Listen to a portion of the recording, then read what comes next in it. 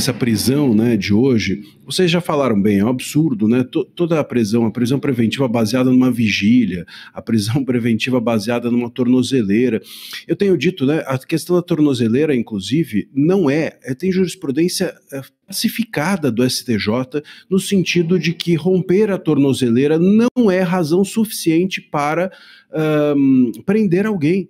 Porque a tornozeleira, ela não é em si a punição, ela é um instrumento para a punição, que é a pessoa ficar guardada dentro de casa. Então, é como se você estivesse, enfim, sendo punido por uma razão e o veículo daquela punição foi, nesse caso, violado. Mas tudo bem, troca-se o veículo, ou pergunta-se por que o veículo dessa punição foi violado ou tentou-se violá-lo. Simples assim. Deveria, portanto, o Moraes intimar a defesa, como o fez, aliás, depois de prendê-lo. Ele devia fazer antes, fez depois de prender. Isso mostra como tudo está invertido. Aliás, é curioso, né, que nessa audiência, esse julgamento agora da primeira turma, o Moraes, ele prendeu, depois ele perguntou para a defesa por que ele prendeu, porque ele perguntou por que ele violou a tornozeleira, ele quer saber da defesa a razão dele ter prendido. Prendeu, depois perguntou para a defesa, me justifique aí minha prisão, justifique a decisão que eu tomei, né? E depois disso, antes de ouvir as explicações, ele marcou o julgamento da primeira turma. Quer dizer, então, a primeira turma agora forma a maioria. Já era esperado, nós temos levantamentos, inclusive, dos últimos meses de todo esse processo, né, chamado da trama golpista, e para vocês terem uma ideia, 95% nesse levantamento feito e que foi publicado amplamente pela imprensa nas últimas semanas, o levantamento dá conta de que 95% das decisões do Moraes nesse processo do golpe tomadas na primeira turma de forma monocrática são referendadas, essas decisões, pelos seus colegas. Ou seja, quase 100% daquilo que o Moraes faz sozinho, os colegas aprovam, aplaudem, referendam. Então não tinha mesmo nada a se esperar. O Dino, o Zanin, a Carmen Lúcia, eles são todos enturmados, nada melhor do que chamá-los de turma, é a turminha da condenação do bolsonarismo. É disso que se trata. É um STF 1, como você chamou, que significa também um STF nenhum, porque ali não existem juízes, são políticos vestidos de toga e para promover uma perseguição política contra aqueles que eles têm por adversários, que são os bolsonaristas da direita. É disso que se trata, eles querem extirpar o bolsonarismo do tabuleiro político e sabe mais lá de quais outros tabuleiros, né? Então a gente tem uma decisão aqui do Moraes totalmente torta, né, baseada em ilações. Eu até vi uma jornalista dizendo assim, como assim?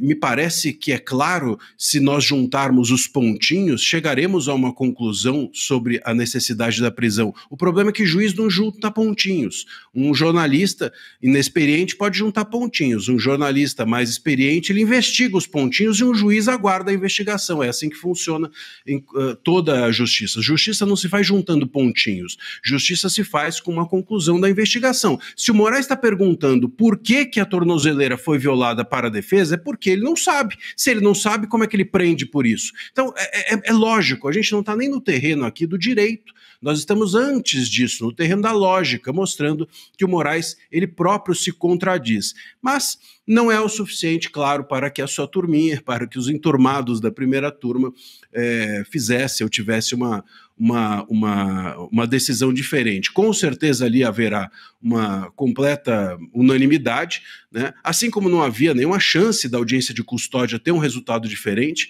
Vamos nos lembrar que não faz muito tempo, aquele rapaz que quebrou o relógio, teve um juiz que acreditou que pudesse ser juiz e ter autonomia e soltou o rapaz do relógio, e o Moraes investigou esse juiz e fez com que ele pedisse desculpas. A gente tem, inclusive, as imagens desse juiz pedindo desculpas, dizendo que não queria atrapalhar o Moraes. Então, óbvio que ninguém se sente com autonomia suficiente para dizer o que pensa, nem dentro da primeira turma, nem fora da primeira turma, nem como vinha dizendo a Marina, como vinha dizendo a Marina, dentro do país. Até mesmo fora do país, as pessoas hoje passam a ter receio de dizer o que pensam. Então, é disso que se trata, infelizmente, é algo muito pouco jurídico e totalmente político.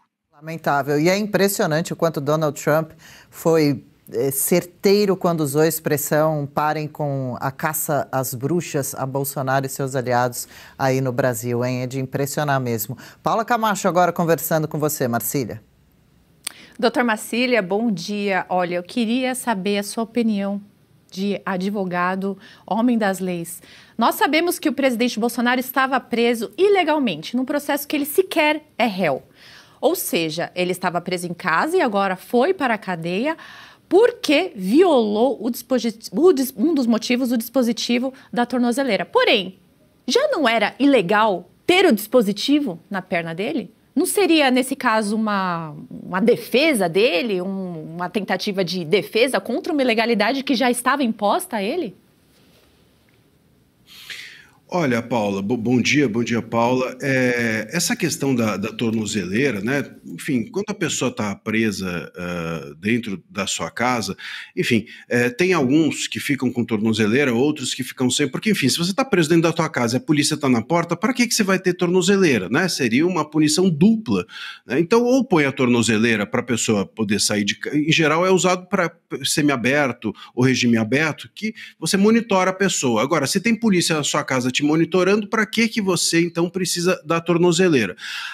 Então já é uma punição com certeza excessiva e apenas reforça aquilo que a gente vem dizendo, que o Bolsonaro vem tentando ser humilhado pelo Moraes. A ideia do Moraes é humilhá-lo. É aquilo que os juristas da Lava Jato, na época, aqueles juristas que defendiam os réus da Lava Jato, aqueles juristas todos do Prerrogativas, diziam que é o direito penal do inimigo, é tratar o outro, o réu, como inimigo do Estado, como um objeto de direitos e não como um sujeito de direitos, e eles clamavam, bradavam isso com bastante gosto, e agora eles estão comemorando, né? Eu vi até ontem uma imagem do Cacai com uma garrafa de champanhe em Paris, comemorando a prisão do Bolsonaro. Então são essas mesmas pessoas que antes diziam que havia um direito penal do inimigo, que agora estão comemorando o inimigo deles ser preso.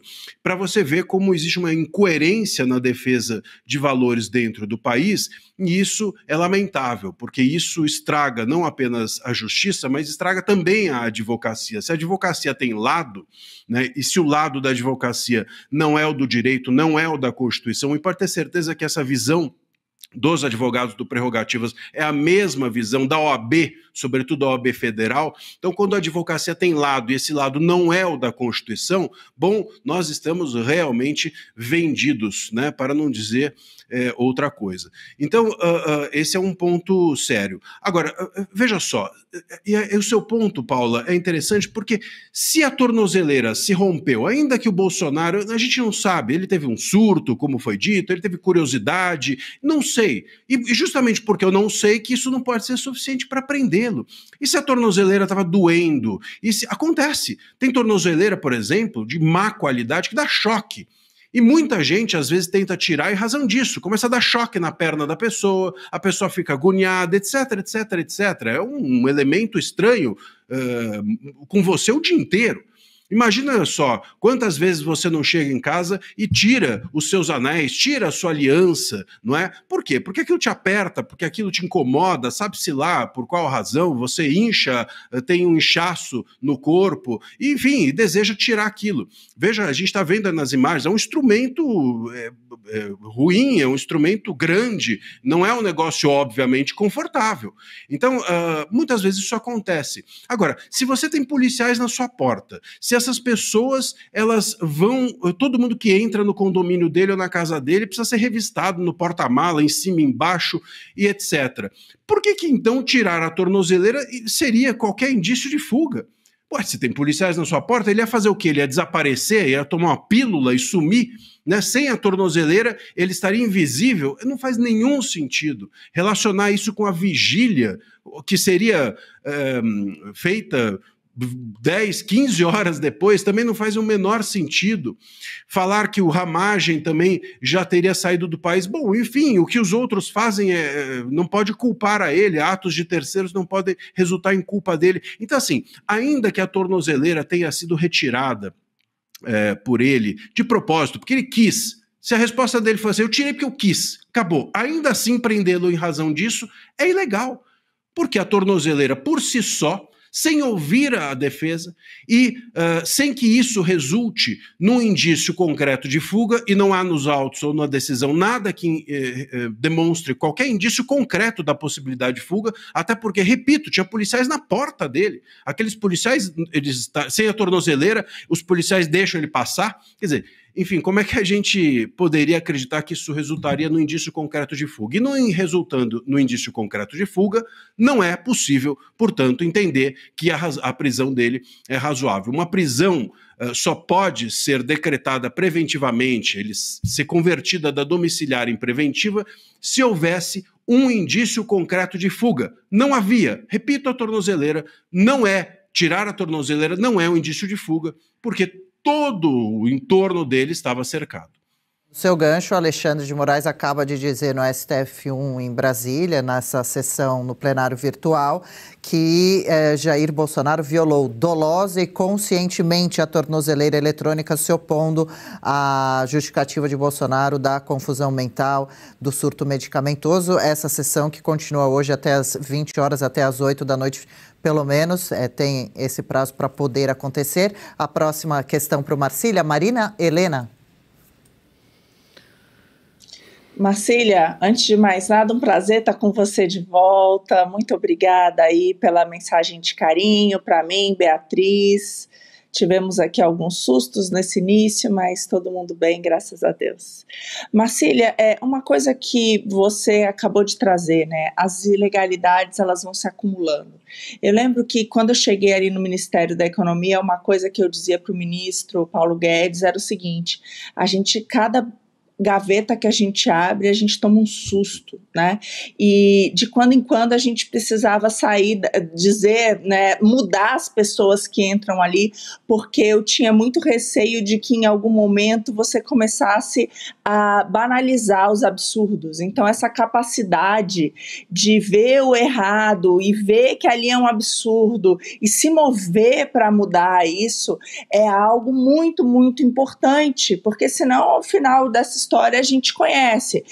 De fato, as liberdades no nosso país vão poder ser totalmente desrespeitadas. A minha pergunta para você vai nesse sentido. Se isso não dá para esperar mais, porque tinha ali uma esperança de que talvez com a Magnitsky os ministros começassem, quem sabe, a mudar um pouco a postura. Quem sabe fizessem ali uma pressão em Alexandre de Moraes, né, para o gênio voltar para a lâmpada, e ao que tudo indica não é isso que está acontecendo. Então eu queria ouvir você a respeito disso, né, se tem alguma coisa que possa vir do judiciário, e se não, de onde pode vir, né, essa solução, para a gente de fato não continuar banalizando esses absurdos da maneira como tem acontecido. Marina, reforço a minha parabenização a você. Beatriz, que aliás é o nome da minha irmã e da musa de Dante Alighieri, né? Inclusive na Divina Comédia, e eu tenho um carinho enorme por esse nome. Parabéns, que a Beatriz seja muito feliz. E sobre essa sua questão, né, aliás, eu queria pegar só um gancho do que o Moraes, a Adriana tocou no que o Moraes falou, dolosamente, ele tentou romper dolosamente. Como eu havia dito, pouco importa se ele rompeu dolosamente ou não, isso não poderia resultar em prisão. Isso é jurisprudência do STJ, eu não estou inventando, não é minha opinião, é jurisprudência do STJ. Se não serve para nada, então maravilha, fecha o STJ e deixa só o Moraes brincando sozinho, jogando squash, né? Porque ele não joga nunca tênis, é sempre squash. Deixa ele sozinho, então, decidindo os destinos do país. Infelizmente, é dessa maneira. E se ele acha que é dolosamente, então por que ele pediu para a defesa se manifestar? Se a defesa não deu uma resposta e ele já concluiu que é dolosamente, para que perguntar? Para que se pergunta para a defesa? Quer dizer, vocês percebem que nós temos um contraditório dentro do país que não existe, é só formalização. Esse julgamento, aliás, é só a formalização, para que referendem a visão do Moraes. E aí eu entro na questão da Marina. Bom, e qual a solução para isso? Bom, se a gente tem um juiz que não se importa em ouvir a parte e não respeita a visão dos colegas da primeira turma, ou do tribunal, ou dos colegas do STJ, enfim, dos colegas do judiciário de uma forma geral, essa solução não virá do judiciário.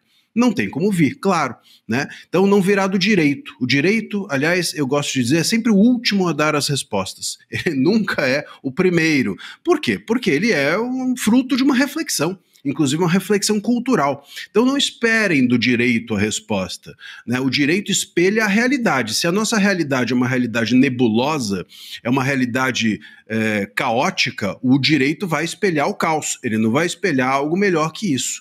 A solução a isso, me parece, que tem de vir do povo, tem de vir das eleições, enquanto as tivemos, tem de vir das bolas, né, que estão sendo jogadas, eu ia dizer petecas, mas isso é um termo muito antigo, acho que, não sei se a gente ainda lembra o que é peteca, mas as petecas estão sendo jogadas pelos Estados Unidos, né, ao Brasil, mas isso não é suficiente, nós precisamos pegar essa bola e fazermos com ela o que é devido. Hoje, infelizmente, o Congresso é muito omisso, ou insuficientemente combativo em relação a essas questões todas, né? E se assim for aceito, se os congressistas permitirem que nós tenhamos um Congresso submisso, claro que o Congresso vai se tornar cada vez mais submisso.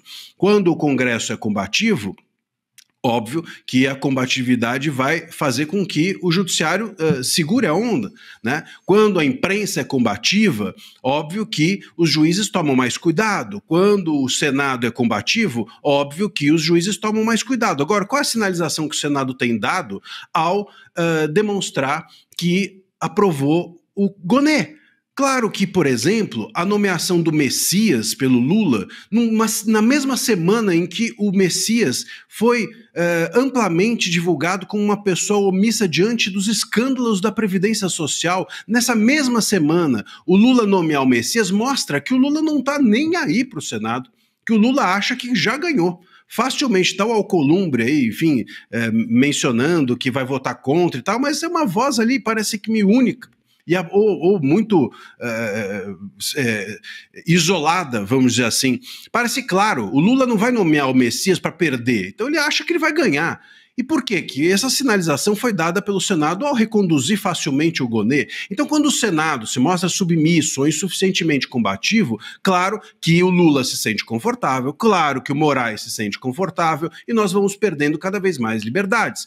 Se a imprensa não se mostra combativa, cada vez mais o Moraes fica à vontade para não justificar suas decisões, afinal sempre terá uma imprensa para defendê-lo, se a advocacia se mostra refém do Moraes, é óbvio que ele se sente à vontade para se basear em qualquer coisa. As suas decisões são baseadas não mais na lei, e tudo bem, porque sempre haverá advogados ali para baterem palma e dizerem que ele está certo e que é maravilhosa a decisão e necessária, e assim por diante.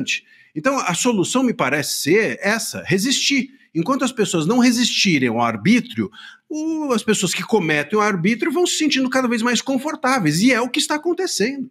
É exatamente o que está acontecendo.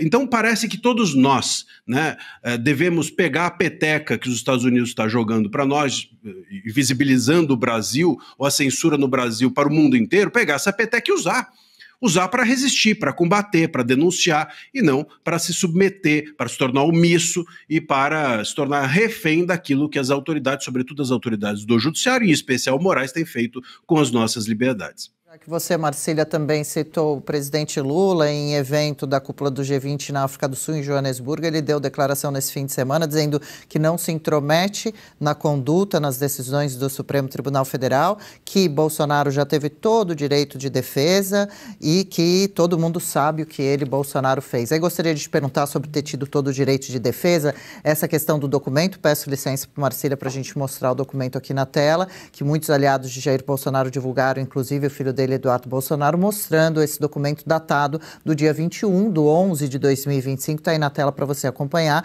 quando já começa a ser desenvolvido toda a documentação oficial do pedido de prisão fechada, então, da condução de Jair Bolsonaro do regime domiciliar para essa cela da Superintendência da Polícia Federal. Como você avalia esse documento, Marcília? Esse pedido já estava sendo feito antes do episódio da tornozeleira, no sábado, durante a madrugada, no amanhecer do sábado, né? 00:08 aproximadamente, e a justificativa de Moraes tendo em vista o rompimento da tornozeleira, possibilidade de tentativa de fuga. E eu não conheço peteca, depois me explica o que é, nunca ouvi falar. Depois eu te explico. Não entendi a risada também, me explique isso depois também, por favor. É verdade, a risada aqui me entregou, mas tudo bem, depois eu explico, eu vou explicar para vocês que são muito mais jovens do que eu, o que é peteca. Mas o que me parece claro nesse documento é isso. Veja, enfim, aqui, claro, é uma especulação, não é algo concreto, mas o que me parece é que o Moraes queria prender o Bolsonaro de qualquer forma. Ele estava com isso na cabeça. Surgiu a questão da tornozeleira, ele falou, opa, agora eu tenho uma razão melhor do que a que eu tinha. A razão que ele tinha até então era o pedido do PSOL. Me parece que iria nesse sentido a decisão dele. O PSOL pediu, aliás, o PSOL, ele existe hoje em dia, ele e o Lindenberg, né, existem, parece que só para fazer esses pedidos que o STF tão de forma acolhedora os recebe, né? Então, o Moraes ainda não pode funcionar como advogado. Isso ele ainda não conseguiu fazer. Talvez, do jeito que a OAB está, sobretudo a OAB Federal, talvez concedam a ele também uma carteira de advogado. Não sei se ele conseguiria passar no exame da ordem, mas isso eles certamente resolveriam. E podem dar para ele uma carteira da OAB e ele próprio faz o pedido para ele julgar. Mas ainda não chegamos nesse ponto. Chegaremos, mas ainda não chegamos. Então ele precisa do Lindenberg, ele precisa do PSOL, ele precisa dessas pessoas que fazem os pedidos e parece que ele iria nesse sentido. Tanto que o pedido, como você tem aí na tela, era de um dia anterior. A tornozeleira foi rompida, ou tentou-se. A gente fala foi rompida, ela não foi rompida. Ela tentou-se rompê-la, né? E o case, né, foi machucado, vamos dizer assim. Aquele case foi magoado, como os portugueses dizem quando alguma coisa quebra-se, ele fala, magoou aquela coisa. Então magoaram, foi magoado o case, mas a tornozeleira não se rompeu, tanto que minutos depois ela voltou a funcionar. Então isso não seria uma justificativa, mas ainda assim isso foi às 00:08 do dia 22, e no dia 21 a decisão já estava sendo feita. Quer dizer, parece-me que a base da decisão seria o pedido do PSOL, e aí veio a tornozeleira, eles acharam mais conveniente ir para cima da questão da tornozeleira. E isso de madrugada, o Gonê deu uma decisão às 1:30 da manhã. Eu fico imaginando se o Gonê, ele trabalha sempre dessa maneira, né? Não sei se ele está empolgado com a sua aprovação ou algo assim, mas trabalhar às 1:30 da manhã, né, é no mínimo estranho. E eu acho curioso, sabe, Adriana, eu mencionei a Lava Jato e os juristas, né, da Lava Jato que defendiam os réus da Lava Jato, e eu me lembro, por exemplo, deles reclamarem que as razões finais dos réus o protocolo era feito num dia e logo no dia seguinte já havia uma decisão sobre os réus dele, como se o juiz não tivesse então lido aquela decisão adequadamente. Olha só como nós, em tese, né, aqui entre aspas, evoluímos nesse sentido. Agora as pessoas não é que leem, elas simplesmente de madrugada decidem sobre um negócio que não tinha nem acontecido quando começou a ser dada a decisão. Não tinha nada no pedido do PSOL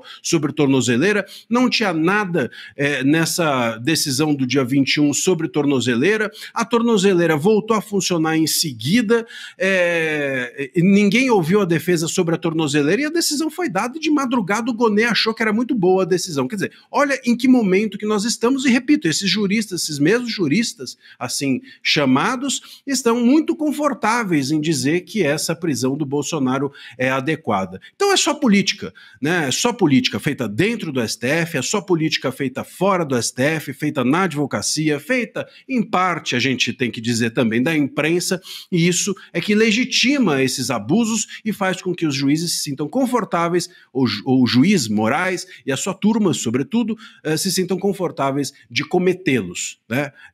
E, enfim, nós temos de aguentar isso como se isso fosse a Suprema Corte de um país. Legal, gostou desse corte? Estamos ao vivo de segunda a sexta-feira, das 10 ao meio-dia, no YouTube da Revista Oeste. Eu, Marina Helena, Adriana Reide e Paula Camacho analisamos as principais notícias do dia. E siga as nossas redes sociais, @oestcom.elas.